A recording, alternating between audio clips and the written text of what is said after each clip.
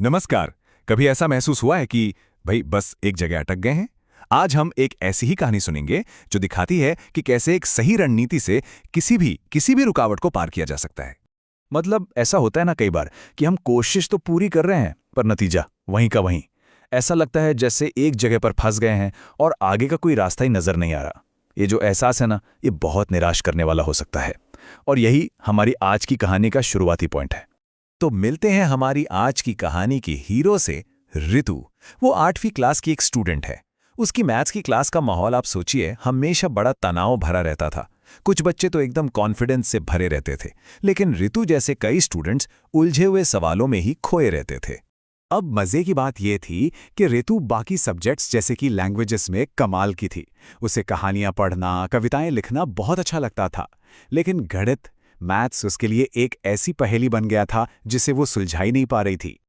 और देखिए, ऐसा नहीं था कि वो कोशिश नहीं कर रही थी। क्लास में पूरी मेहनत करने के बाद भी ऋतु के नंबर हमेशा 60-60-60 बस वही अटके हुए थे। हर टेस्ट के बाद वही सेम नतीजा।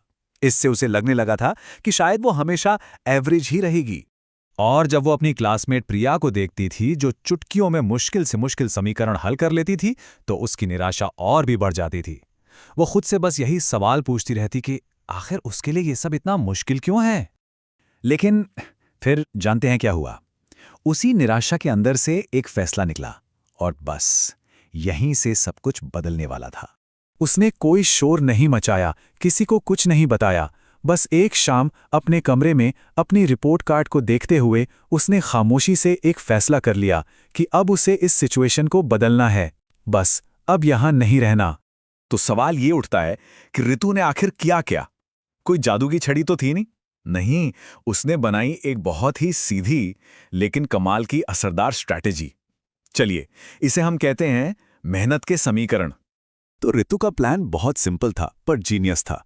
सबसे पहले उसने छोटी शुरुआत की, रोज रात को सिर्फ 20 एक्स्ट्रा सवाल। पर सबसे जरूरी बात क्या थी पता है? वो रट्टा नहीं मार रही थी। अगर कोई जवाब गलत होता तो तब तक उस पर काम करती जब तक वो ये ना समझ ले कि सही तरीका क्यों काम करता है।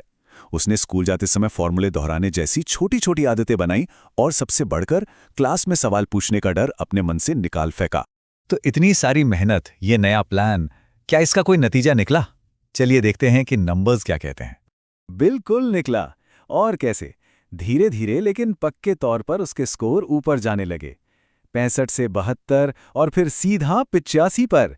ये सिर्फ नंबर्स नहीं थे, ये इस बात का सबूत थे कि उसकी मेहनत सही दिशा में थी और रंग ला रही थी। लेकिन असल जो बदलाव था ना, वो मार्कशीट पर नहीं, वो उसके दिमाग में हो रहा था।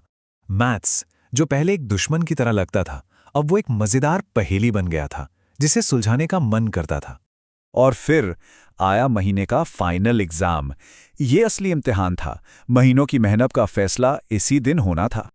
जब रिजल्ट्स आए तो ऋतु को अपनी आंखों पर यकीन नहीं हुआ। स्कोर था 94। 100 में से 94। ये सिर्फ एक नंबर नहीं था, ये उसकी जिद, उसकी हिम्मत और उसकी मेहनत का इनाम था। ऋतु की कहानी ने स्टेप अप योर गेम वाली कहावत को जैसे जिंदा कर दिया। इसका मतलब ही यही होता है कि आप जानबूझकर कोशिश करके अपने काम को बेहतर बनाते हैं और चुनौती का डटकर सामना करते हैं। और ऋतु ने ठीक यही किया था। तो ऋतु की इस कहानी से हम क्या सीख सकते हैं? कुछ बहुत जरूरी बातें हैं। पहली, कि औसत या एवरेज को कभी अपनी पहचान मत बनने दो। दूसरी, लगातार प्रैक्टिस, इसका कोई मुकाबला नहीं है। तीसरी, समझने के लिए सवाल पूछो, शर्माओ मत। चौथी, हर दिन खुद को बस थोड़ा सा और बेहतर बनाओ। और सबसे जरूरी, अपनी मेहनत पर पूरा यकीन रखो। तो अब ये सोचने वाली बात है ना, कि हमारी जिंदगी में ऐसी कौन सी चुनौती है जिसे मेहनत के एक नए समीकरण से हल किया जा सकता है?